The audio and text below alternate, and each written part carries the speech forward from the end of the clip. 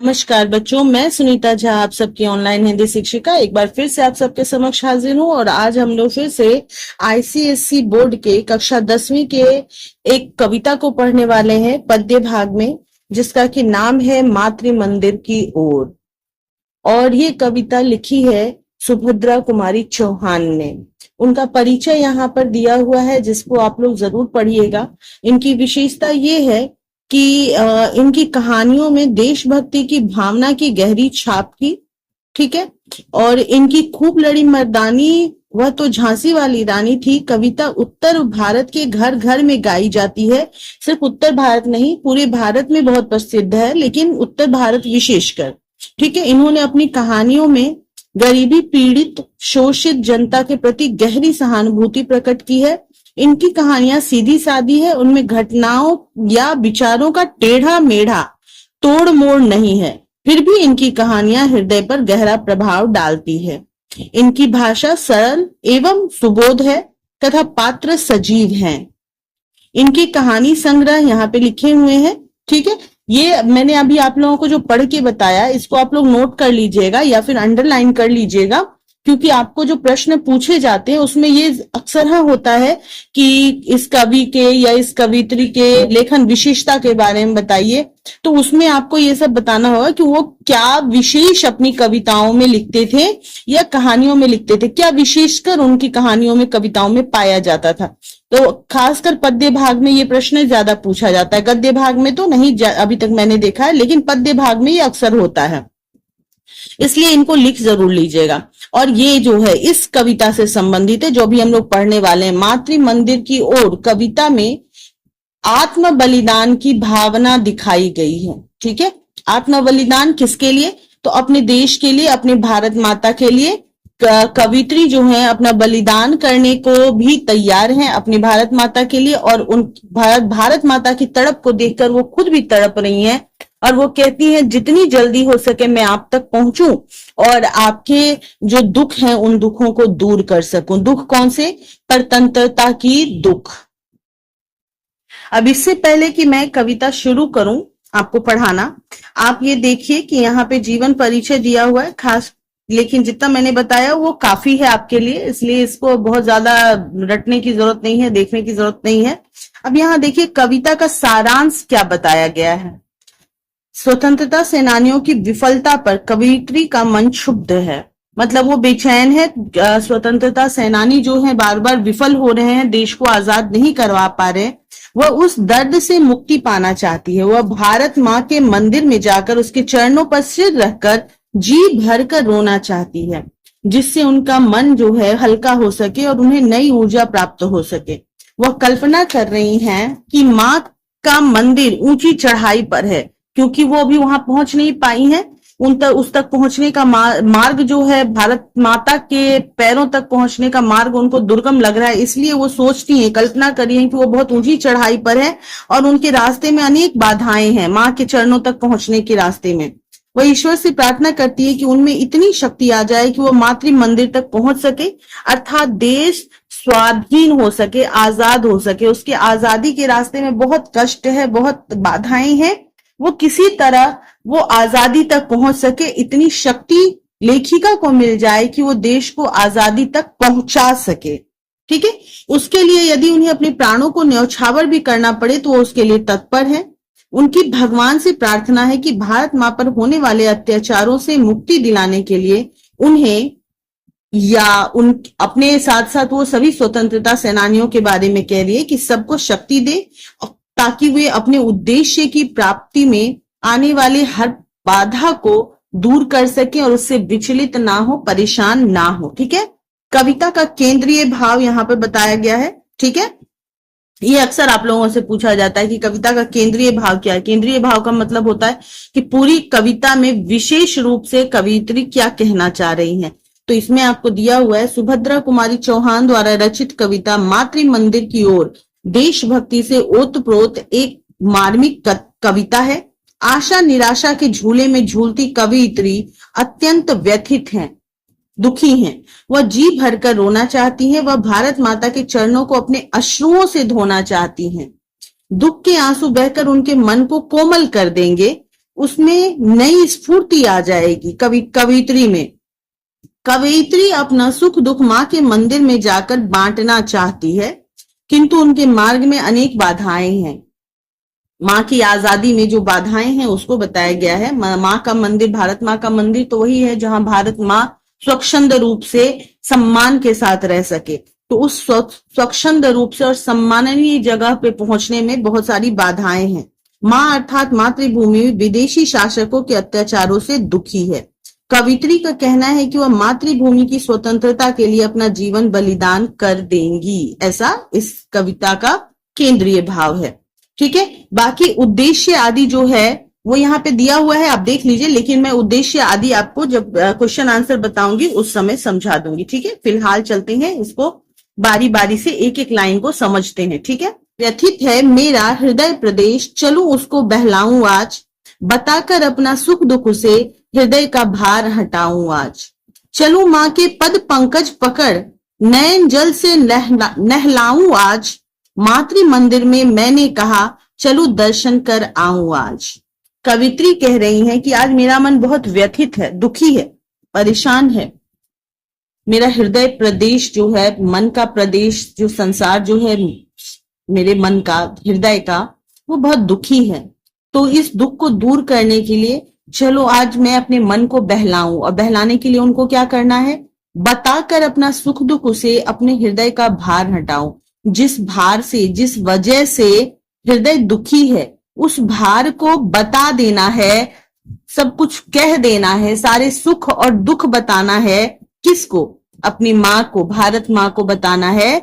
उनको जाकर के सारे सुख दुख में बताऊं, ताकि मेरे हृदय पर जो भार पड़ा हुआ है, माँ को आजाद ना करवा पाने का जो दुख है मेरे हृदय पर, वो दुख मैं दूर कर पाऊं। जब मैं ये दुख उनसे शेयर करूंगी, उनसे बांटूंगी, उनको बताऊंगी, तभी मेरा ये दुख कम हो पाएगा। चलूं माँ के पद पंकज पकड़, नयन जल से नहलाऊं आज। नयन जल यानी आंसुओं से, पद पंकज यानी कि पैर, कमल रूपी पैर, पद मतलब पैर, पंकज कमल। ठीक है, तो कमल रूपी जो उनके पैर हैं माँ के, भारत माँ के जो कमल रूपी पैर हैं, मैं उनको पकड़ लूं आज जाकर के, और उस पैर को अपने आंसुओं से नहला दूं, धो दूं। मातृ मंदिर में मैंने कहा चलो दर्शन कर आऊं आज। अब अपने आप से कह रही है कि मैंने कहा कि मैं मातृ मंदिर में जाऊं और उनके चरणों को अपने आंसुओं से धोऊं, चलकर माँ के दर्शन करके आऊं आज। किंतु यह हुआ अचानक ध्यान, दीन हूं, छोटी हूं, अज्ञान, मातृ मंदिर का दुर्गम मार्ग तुम ही बतला दो हे भगवान। अब यहाँ पे कह रही हैं कि अचानक कवियत्री ये सोचती हैं कि मैं माँ के मंदिर जाऊं, उस जगह जहां मेरी भारत माँ है, और उनके पैरों को पकड़ लूं। लेकिन फिर उनको अचानक याद आता है कि वो बहुत छोटी है और अज्ञान है और दीन है। दीन मतलब बेचारी है, लाचार है, एक अकेली नारी है जो इतना बड़ा संघर्ष नहीं अकेले कर सकती हैं, पूरे देश को आजाद नहीं करवा पाती हैं। तो इस बात का उनको अचानक ध्यान आता है कि मैं बहुत मजबूर हूं, बहुत छोटी हूं, मामूली सी हूं। तो और मातृ मंदिर का जो मार्ग है, यानी भारत माँ की आजादी का जो मार्ग है, रास्ता जो है बड़ा दुर्गम है। दुर्गम मतलब जहां पहुंचना बहुत कठिन हो, मुश्किल हो। तो मातृ मंदिर तक पहुंचने का मार्ग बहुत दुर्गम है और मैं बहुत लाचार हूं। तो मैं वहां कैसे पहुंच पाऊंगी? हे भगवान तुम ही बतला दो कि मेरे भारत माँ को मैं आजादी कैसे दिलवा पाऊं, मैं अपने भारत माँ के पास तक कैसे पहुंचूं इतने मुश्किल रास्ते में, क्योंकि मैं तो लाचार हूं। मुझे वो शक्ति दो, मुझे वो रास्ता बताओ कि मैं वहां तक पहुंच सकूं। मार्ग के बाधक पहरेदार, सुना है ऊंचे से सोपान, फिसलते हैं ये दुर्बल पैर, चढ़ा दो मुझको हे भगवान। कवित्री कह रही है कि वो मार्ग जो है माता के मंदिर तक पहुंचने के लिए, वहां पे बाधक और पहरेदार हैं। पहरेदार जो है बाधक बनकर खड़े हैं। बाधक मतलब बाधा पहुंचाने वाले, बाधा लगाने वाले, रोक लगाने वाले। तो मातृ मंदिर के जो तक पहुंचने का जो मार्ग है, रास्ता है, उस पर पहरेदार खड़े हैं बाधक बन के, रास्ता को रोकने वाले। ये पहरेदार कौन है? जिन्होंने हमारे देश को गुलाम बनाया था, जो हमें आजादी तक पहुंचने नहीं दे रहे थे, यानी ये अंग्रेजों की बात करें कि तो जो अंग्रेज हैं, जो जुल्मी हैं, वो बाधक बन के माता के मंदिर के मार्ग में खड़े हैं। और सुनने में आया है, कवित्री कहती हैं कि मुझे ऐसा सुनने में आया है कि माता का जो मंदिर है उसके बड़े ऊंचे सोपान है, बड़े ऊंचे सीढ़ियां हैं। सोपान मतलब सीढ़ियां। तो माता के मंदिर पहुंचने के लिए बहुत ऊंची सीढ़ियां हैं, बहुत सारी सीढ़ियां चढ़नी पड़ेगी। और उन सीढ़ियों पर फिसलते हैं मेरे दुर्बल पैर, मेरे पैर जो कमजोर हैं। कमजोर यहाँ पे पैर से मतलब है कि हमारे पास इतनी शक्ति नहीं है कि हम अंग्रेजों को भगा सके, हम बार बार विफल हो रहे हैं। तो मेरे पैर जो हैं वो कमजोर हैं, हमारी शक्ति, वो उस शक्ति की बात की जा रही है यहाँ पे। पैर उन्होंने सिर्फ उदाहरण के तौर पे कहा है। मेरे पैर बहुत दुर्बल हैं, यानी मैं कमजोर हूं और इन सीढ़ियों पर चढ़ते हुए ये बार बार फिसल जा रहे हैं। मतलब मैं माता के मंदिर तक पहुंच नहीं पा रही हूं अपने कमजोर पैरों से, अपनी थोड़ी सी शक्ति से। जो भारतीय जो कोशिश कर रहे हैं बार बार, वो बार बार अंग्रेजों को भगाने के लिए कितने सारे आंदोलन करते हैं, लेकिन हर बार विफल हो जा रहे हैं, पर गिर जा रहे हैं, फिसल जा रहे हैं। तो हे भगवान, चढ़ा दो मुझको वहां पर फिर से एक बार, मुझे एक बार वहां पर पहुंचा दो, मुझे अपनी माता के मंदिर तक यानी आजादी तक पहुंचा दो। आहा, वे जगमग जगमग जगी ज्योतियां दिख रही हैं वहां। शीघ्रता करो, वाद्य बज उठे, भला मैं कैसे जाऊं वहां। अब कवियत्री कह रही हैं कि माता के मंदिर में जगमग जगमग जो ज्योति है, यानी दिया जो जल रहा है, वो ज्योति मुझे नजर आ रहा है मेरे माता के मंदिर में। यहाँ पे ज्योति से मतलब है आशा। तो कवियत्री कह रही है कि मुझे आशा की दीपक, आशा की ज्योति वहां नजर आ रही है उस मंदिर में। मतलब जिस तरह से संघर्ष हो रहा है, बार बार आंदोलन हो रहा है, वो आंदोलन बता रहा है कि हम जल्द ही आजादी तक पहुंच जाएंगे, यानी माता के मंदिर तक पहुंचेंगे। वो आजादी हमें नजर आ रही है, पर हम अभी तक वहां पहुंचे नहीं हैं। अभी सिर्फ दिख रहा है कि आजाद हो जाएंगे। और फिर वो कहती है कि जल्दी करो, मुझे वहां जाना है। भगवान से कह रही है कि मुझे जल्दी करो, कि मुझे वहां तक पहुंचा दो, क्योंकि अब आजादी का शोर भी मुझे सुनाई देने लगा है। वो वाद्य यानी कि बाजे भी बज रहे हैं, वो आवाज भी मैं सुन पा रही हूं जहां पे उल्लास मनाया जा रहा है आजाद होने के बाद। लेकिन मैं कैसे जाऊं मुझे समझ में नहीं आ रहा है। मुझे आजादी की ज्योति दिख रही है कि हम आजाद होने वाले हैं, आजादी के उल्लास का गीत बाजा भी मुझे सुनाई दे रहा है, लेकिन आजादी मैं कैसे पाऊं, अभी तक मैं वो समझ नहीं पा रही हूं। अभी तक हम लोग बार बार विफल हो रहे हैं। सुनाई पड़ता है कल गान, मिला दूं मैं भी अपनी तान। शीघ्रता करो, मुझे ले चलो मातृ मंदिर में हे भगवान। कवित्री कह रही हैं कि मुझे वो कलगान, उल्लास का गान सुनाई दे रहा है कि मातृ मंदिर में जैसे ही आजादी मिलेगी तो किस प्रकार की खुशी का गान होता है, वो मैं सुन पा रही हूँ। मातृ मंदिर के उल्लास का गान मैं चाहती हूं कि उसमें मैं अपनी तान यानी अपने सुर भी उस गाने में, इस उल्लास के गाने में अपने सुर भी मिला दूं। मैं ऐसा चाहती हूं, इसीलिए हे भगवान जल्दी करो और मुझे मातृ मंदिर तक पहुंचा दो, मुझे वहां तक जाने का रास्ता बता दो। चलूं मैं जल्दी से बढ़ लूं, देख लूं माँ की प्यारी मूर्ति। आहा, वह मीठी सी मुस्कान, जगा जाती है न्यारी स्फूर्ति। कवित्री कहती हैं कि हे भगवान, मैं जल्दी जल्दी चलूं, जल्दी जल्दी आगे बढ़ूं और जाकर अपनी माँ की, अपनी भारत माँ की प्यारी सी मूर्ति देखूं, जिसमें वो प्यारी सी मीठी सी मुस्कान दिखा रही हैं। और उस मुस्कान को देखकर, भारत माता की आजादी से, शांति से, सुकून से जो मुस्कान निकल रही है, उस मुस्कान को देखकर कवित्री कहती हैं कि मेरे अंदर एक न्यारी सी, बहुत अच्छी सी, अनोखी सी स्फूर्ति जाग जा रही है। स्फूर्ति मतलब एनर्जी आ जा रही है मुझ में, नई सी तेजी आ जा रही है मुझ में। ठीक है, उसे भी आती होगी याद, उसे हाँ आती होगी याद, नहीं तो रूठूंगी मैं आज, सुनाऊंगी उसको फरियाद। ये अपनी माँ से कह रही है, माँ यानी कि भारत माँ। हम अपनी माँ से रूठते भी हैं, लड़ते भी हैं, उनको मनाते भी हैं, फिर उन्हीं से लाड़ भी लड़ाते हैं, उन्हीं से प्यार भी करते हैं, है ना। तो उसी तरह कवित्री जो है भारत माँ को अपनी माँ समझती हैं और कहती हैं कि जिस तरह मुझे अपनी माँ की याद आ रही है, मैं उन तक पहुंचने के लिए बेचैन हो रही हूँ, उसी तरह मेरी भारत माँ को भी मेरी याद आती होगी। और अगर नहीं आती होगी तो मैं उनसे आज रूठ जाऊंगी कि तुम मुझे याद क्यों नहीं करती हो, मेरा ख्याल क्यों नहीं करती हो, मुझे अपने पास बुलाती क्यों नहीं हूं।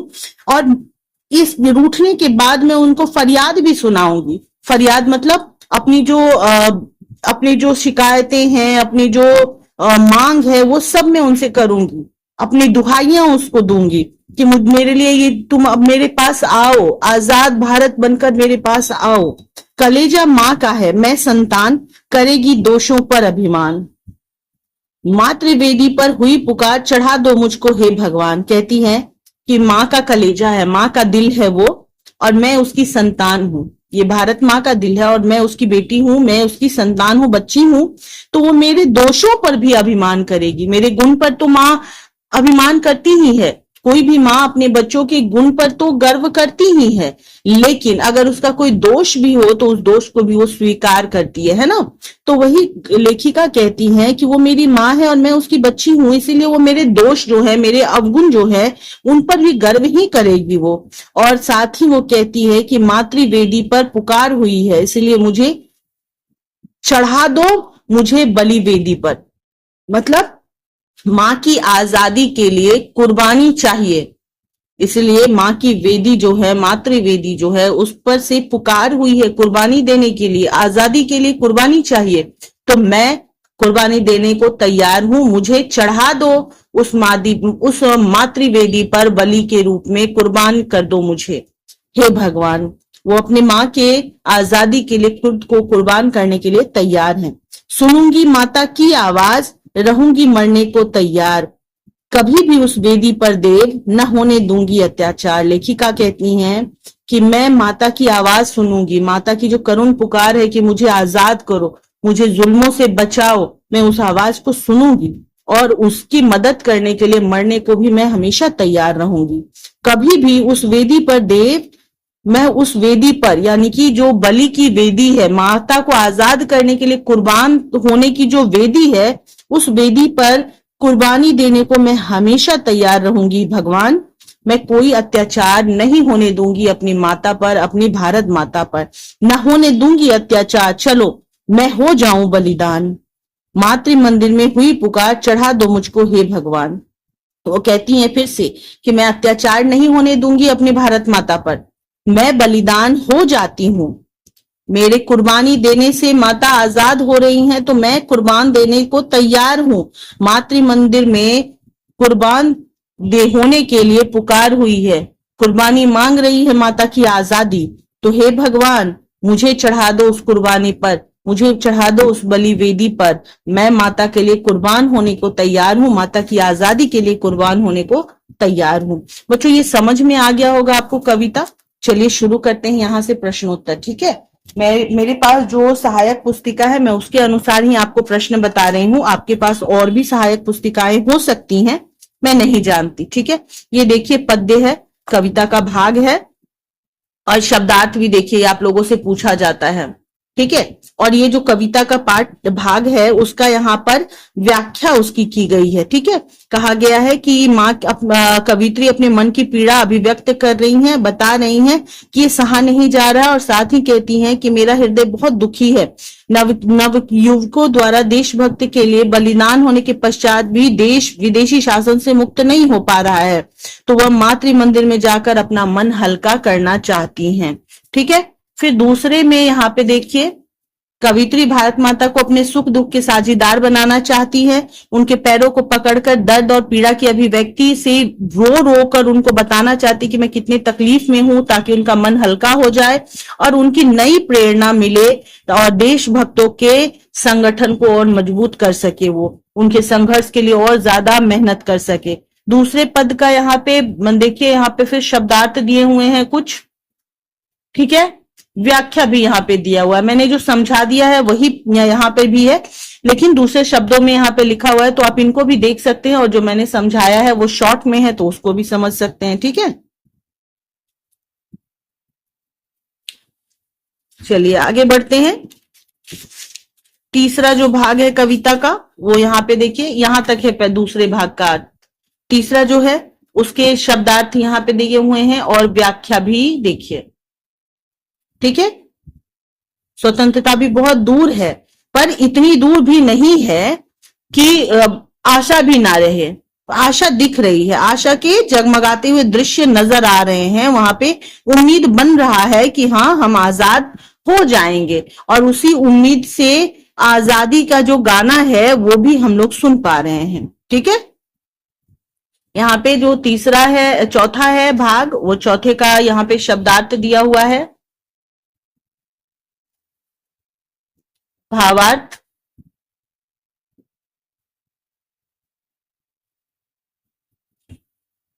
इसके बाद फिर शब्दार्थ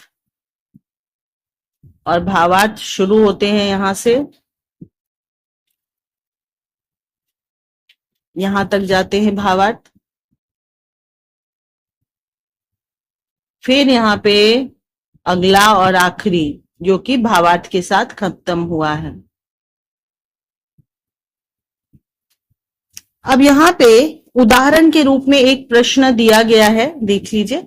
ये उदाहरण में उत्तर भी यहाँ पे लिखा हुआ है, तो उत्तर को समझिए कि किस तरह से आपको लिखना है, कितना बड़ा लिखना है, कैसे लिखना है।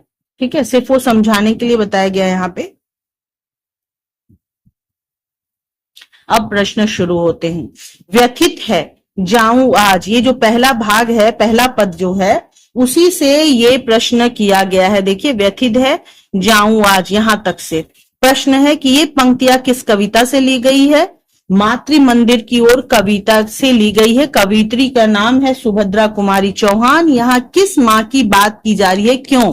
यहाँ पर भारत माँ की, अपने देश की बात की जा रही है, क्योंकि देश वर्षों से गुलाम है और हम उनको आजाद करने की बार बार कोशिश कर रहे हैं, उनके दुखों को दूर करने की, उनके परतंत्रता को खत्म करने की, उन पर होने वाले जुल्मों को खत्म होने की बार बार कोशिश कर रहे हैं, लेकिन बार बार उसमें विफल हो जा रहे हैं। इसलिए कवि कवित्री को किस बात की व्यथा सता रही है, उनके मन में इसके निराकरण का क्या उपाय है। उनको किस बात की व्यथा सता रही है कि माँ जो है वो आजाद नहीं है, वो दुखी है, उन पर जुल्म हो रहा है। तो ये उनको तकलीफ हो रही है इस बात की कि हम बार बार उसको आजाद करा पाने में असफल होते जा रहे हैं। तो उनके मन में उसके निराकरण का उपाय है कि वो माँ के मंदिर तक पहुंचे, माँ की आजादी तक पहुंचे और माँ के चरणों को पकड़कर, कमल रूपी चरणों को पकड़कर उस पर अपने नयन जल से, आंसुओं से उस चरणों को धो दे, उनको अपना सारा सुख दुख बता दे, ताकि उनके मन का बोझ हट सके, मन का दुख कम हो सके। ठीक है, चलूं माँ के पद पंकज पकड़, नयन जल से नहलाऊं आज। पंक्ति की व्याख्या संदर्भ सहित कीजिए। ये संदर्भ के साथ बताना है। कवियत्री कह रही हैं, ये उस समय कह रही हैं जब वो देखती हैं कि भारत में स्वतंत्रता संग्राम जो है बार बार विफल होता जा रहा है, बार बार कोशिश करने के बाद भी हम आजाद नहीं हो पा रहे हैं, लाखों कुर्बानियों के बावजूद। तो इस बात को लेकर वो बहुत दुखी हो जाती हैं, बहुत व्यथित रहती हैं और माँ के मंदिर तक पहुंचना चाहती हैं, आजादी तक पहुंचना चाहती हैं। वो कहती हैं कि मेरा मन बहुत दुखी है, बहुत बेचैन है। ये बेचैनी तभी खत्म होगी जब मैं माता के मंदिर तक पहुंच सकूं, उन्हें अपने सारे सुख दुख बता सकूं और उनके पैर पकड़कर अपने आंसुओं से उन पैरों को, माता के पैरों को अपने आंसुओं से धो दूं, नहला दूं। तभी जाकर मेरा मन शांत होगा, जब अपने सारे दुख, अपने सारे दर्द जो हैं, बेचैनी जो है उसको बहाकर माता की बेचैनी को साफ कर दूं, तभी ये शांत होगा।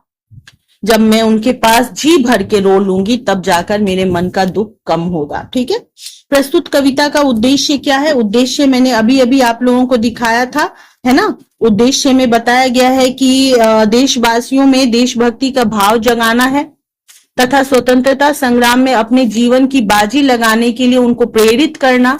कविता का मुख्य उद्देश्य है, जिसमें कवियत्री पूरी तरह सफल हुई हैं।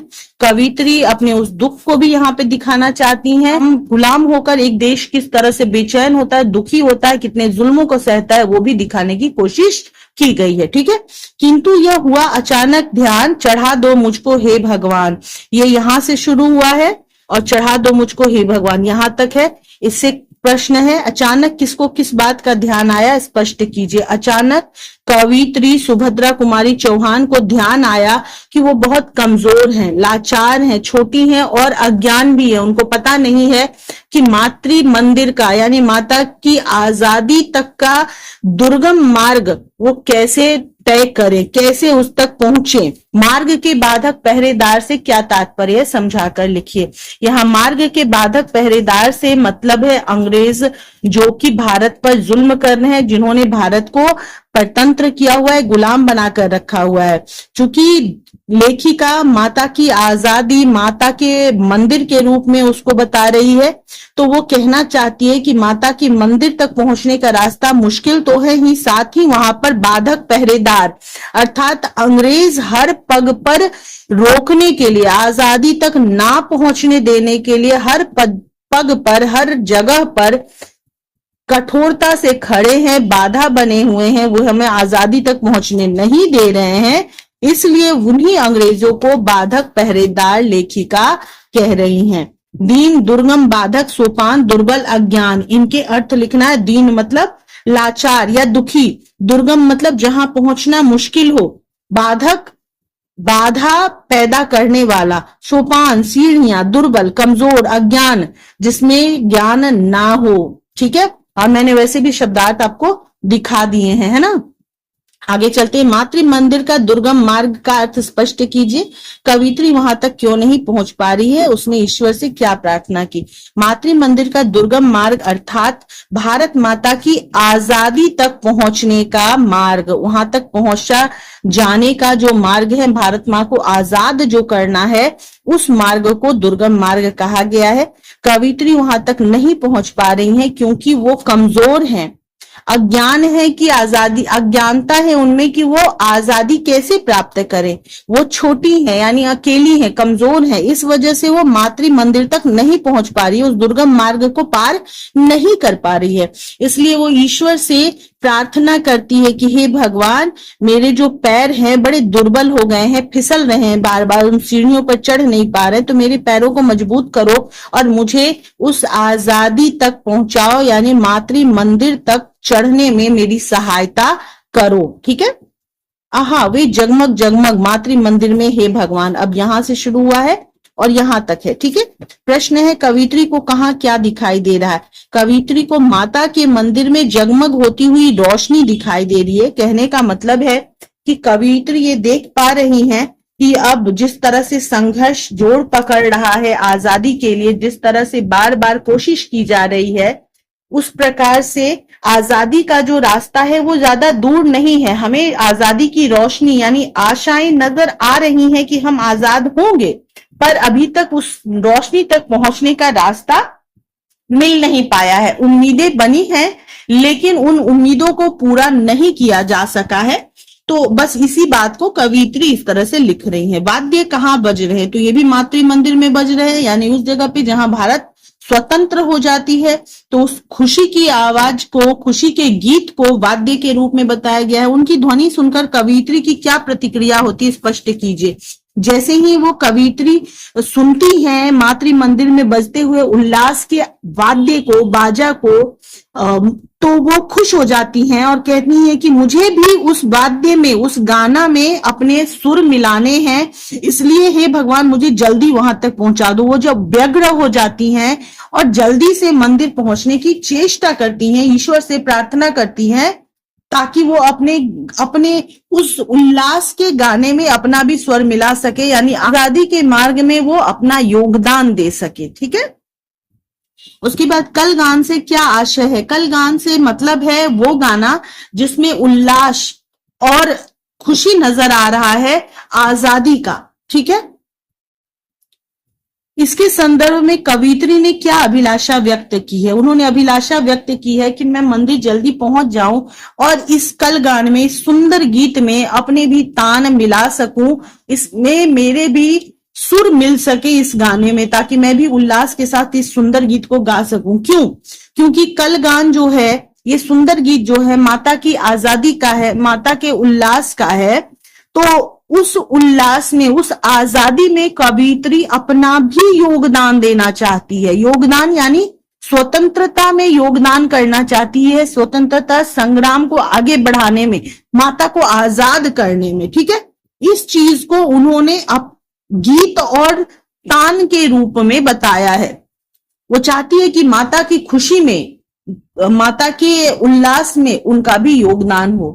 सुभद्रा कुमारी चौहान ने इस कविता में किन किन प्रतीकों का प्रयोग किया है? प्रतीक कई हैं, जैसे सबसे पहले तो मातृक मंदिर जो है, माता का मंदिर उन्होंने प्रतीक के तौर पे ही बताया है। पद पंकज, माता के पैरों को कमल के रूप में बताया है उन्होंने। फिर कलगान यानी खुशी का गीत जो है, उल्लास का गीत है, वो भी उसी में बताया है। मंदिर के सीढ़ियां बताई है, यानी उस आजादी तक पहुंचने के रास्ते को मंदिर की सीढ़ियों के रूप में बताया है। उन्होंने बताया है कि उनके पैर दुर्बल हैं, यानी कि वो जो संघर्ष कर रहे हैं वो मजबूत नहीं है, वो आजादी की लड़ाइयां बहुत मजबूत नहीं है, जिसको कि वो अपने दुर्बल पैर बता रही हैं। उस तरह से वो बता रही हैं, जगमग जगी ज्योतियां दिख रही हैं, अर्थात उनको आशा दिख रही है कि आजादी मिलने वाली है। वो कल गान या स्वतंत्रता के वाद्य सुन पा रही हैं, यानी उल्लास के गीत सुन पा रही हैं कि अब हम आजाद होने वाले हैं। इस तरह के प्रतीकों का इन्होंने प्रयोग किया है। बलिवेदी का प्रयोग किया गया है, मतलब बलिवेदी अर्थात वो जगह जहां पे माता की आजादी के लिए जो संघर्ष हो रहा है, उसी को बलिवेदी के तौर पे भी बताया है। चलू मैं जल्दी से बढ़ूं, सुनाऊंगी उसको फरियाद, ये यहाँ पर से शुरू हुआ है और यहां तक है। ठीक है, इसमें प्रश्न है, प्रस्तुत पद्यांश का संदर्भ स्पष्ट कीजिए।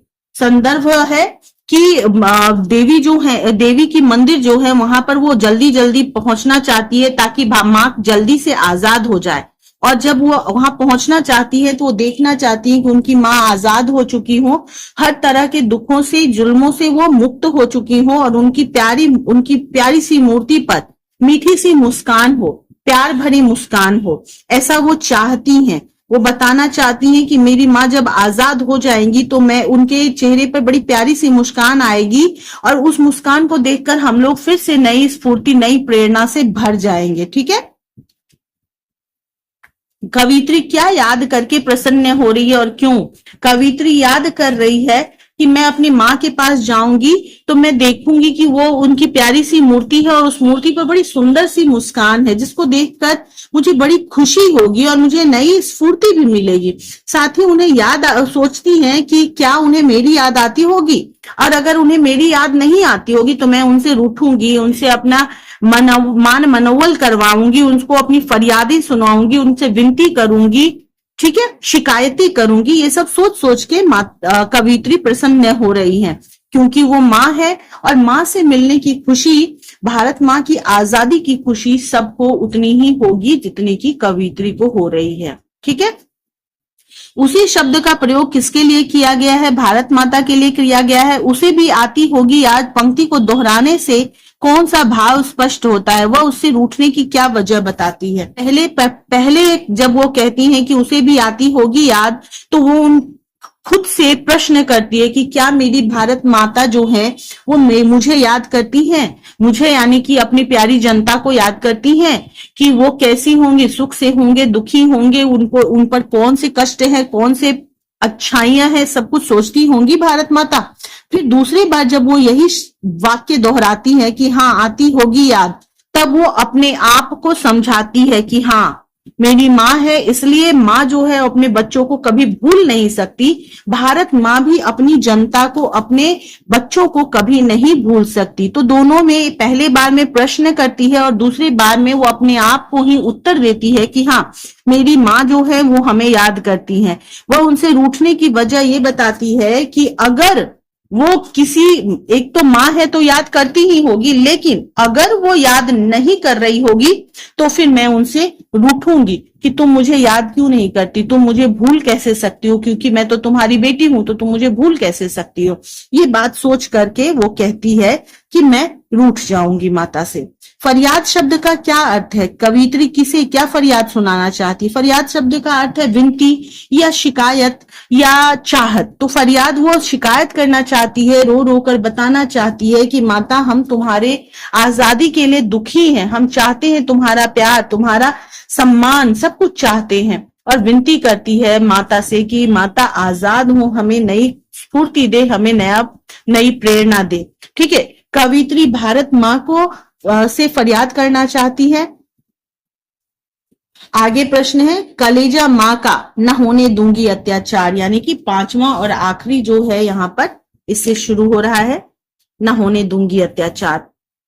करेंगी दोषों पर अभिमान से कवियत्री का क्या तात्पर्य है? कवियत्री कहती है कि जैसे माँ अपने बच्चे के हर गुण और दोष सबको स्वीकार करती है और गुण के साथ साथ दोषों के साथ भी उसको प्रेम करती है, उसी तरह भारत माता अपनी जनता के गुण को तो अपनाती ही है, प्रेम करती ही है, उस पर अभिमान करती ही है, हमारे यानी कि अपने बच्चों के दोष पर भी वो गर्व ही करेगी, क्योंकि हम उसी के बच्चे हैं। तो हम में कुछ गुण भी हो सकते हैं, कुछ अवगुण भी हो सकते हैं, हो सकता है हमारे अवगुणों से उनको कष्ट भी हुआ हो, लेकिन है तो उनके बच्चे, इसीलिए वो उन अवगुणों को माफ करेगी और हमारे अवगुणों पर भी गर्व करेगी। मातृवेदी पर हुई पुकार में मातृवेदी किसका प्रतीक है? भारत माता की स्वतंत्रता संग्राम को मातृवेदी कहा गया है। ठीक है, मातृवेदी जो है स्वतंत्रता संग्राम का प्रतीक है, क्योंकि स्वतंत्रता संग्राम में हजारों लाखों लोगों ने अपना बलिदान दिया, कई लोगों की मृत्यु हुई, कई लोगों ने कष्ट सहे, कई लोगों ने अपने जीवन के सारे सुख को त्याग दिया, इसीलिए उसको मातृवेदी कहा गया है, स्वतंत्रता संग्राम को। ठीक है, अब इस पद्यांश में कवियत्री ने माता के प्रति किन किन भावों को अभिव्यक्त किया है, वह उसमें कहां तक सफल हुई है? तो चलिए यहां देखते हैं।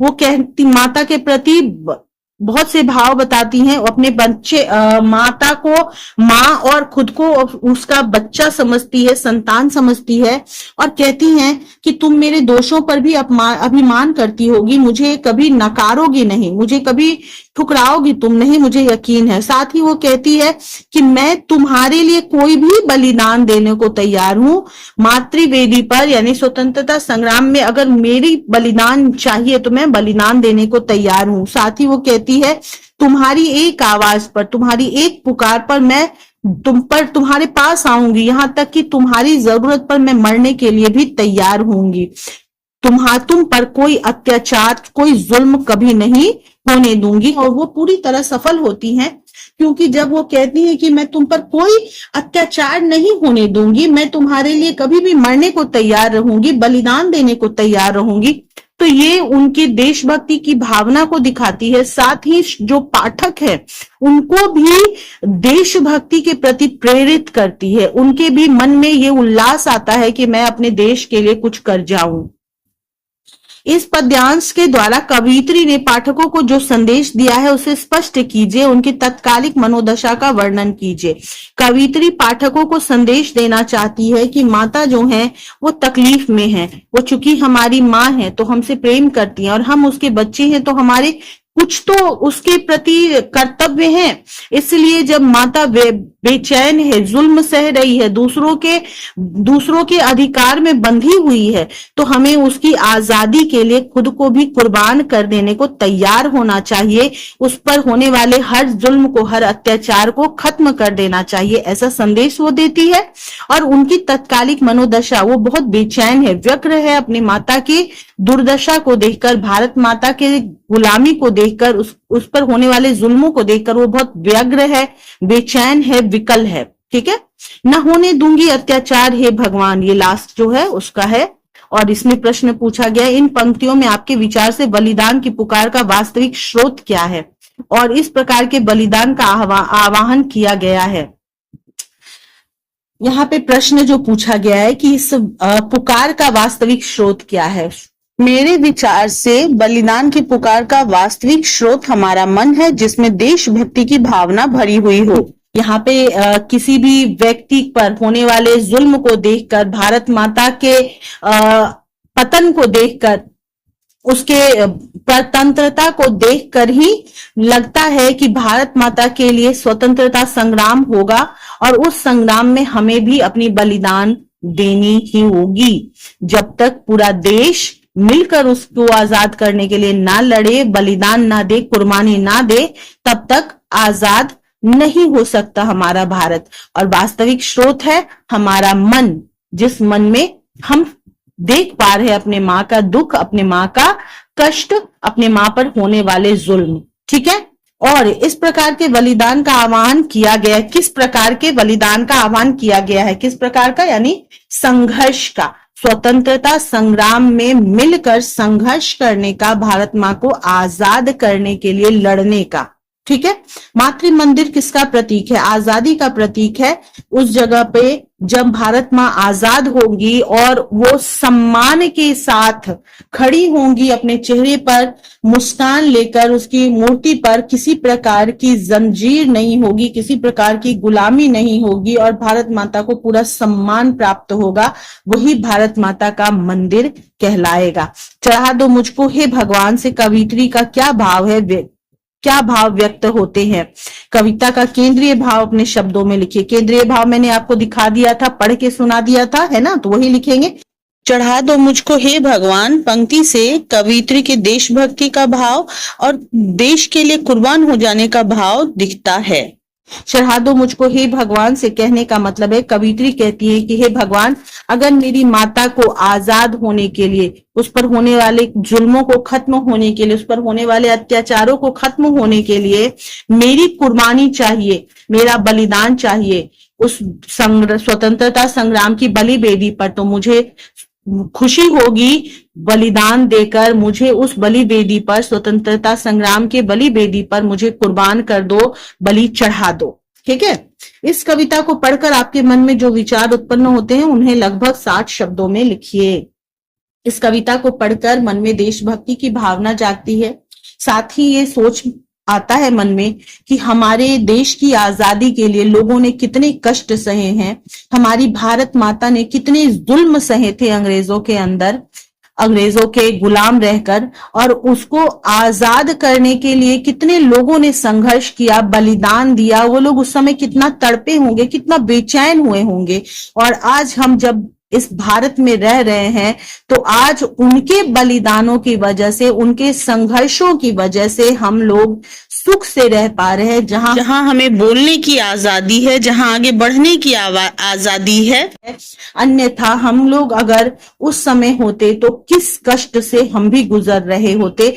बहुत तरह की बातें मन में आती है, साथ ही देशभक्ति की भावना के साथ ये भी मन में विचार आता है कि काश मैं भी ऐसा कुछ कर सकूं भारत माता के लिए कि भारत माता को, पूरे संसार को, पूरे देशवासी को मुझ पर गर्व हो। ठीक है बच्चों, प्रश्नोत्तर आपको समझ में आ गए होंगे, कविता भी आपको समझ में आ गया होगा। अगर फिर भी कोई संदेह या कोई शक रह गया होगा तो आप लोग मुझे जरूर कमेंट कीजिएगा। दूसरी बात है कि मैंने आपको कविता यहाँ पर भी समझाया है और उसमें भी बहुत विस्तार से दिखाया है। कई तरह के प्रश्न होते हैं जो एग्जाम में पूछे जाते हैं। जैसे देखिए, ये प्रश्न जो है ये एग्जाम में पूछा जा सकता है, इस तरह से प्रश्न पूछा जाता है। ठीक है, इनके उत्तर जब हम लिखते हैं तो इस तरह से लिखेंगे। ये देखिए, यहां से है उत्तर, चारों प्रश्नों के उत्तर यहां तक लिखे हुए हैं, देख रहे हैं। तो इस तरह के प्रश्न होते हैं और इस तरह के उत्तर हमें लिखने होते हैं एग्जाम में। ठीक है, इन चीजों का ध्यान रखेंगे, कोशिश करेंगे कि ठीक से एग्जाम में उत्तर लिखें। देखिए, एक और मैं एग्जाम्पल आपको दे रही हूं। यहाँ पे देखिए, यहां तक प्रश्न है, ये पद्यांश और यहां तक प्रश्न है। इसके उत्तर देखिए यहाँ पे लिखे हुए आपको मिलेंगे। ये देखिए यहाँ पे देखिए, यहां से यहां तक है, चारों प्रश्नों के उत्तर यहां से यहां तक। देख रहे हैं? तो आप इनसे रेफरेंस ले सकते हैं। मैं ये सिर्फ रेफरेंस के लिए आपको दिखा रही हूं और मुझे लगता है कि आपको इससे बहुत ज्यादा सहायता हो जाएगी, बहुत ज्यादा तैयारी में मदद मिल जाएगी, आप एग्जाम के लिए अच्छे से तैयारी कर पाएंगे।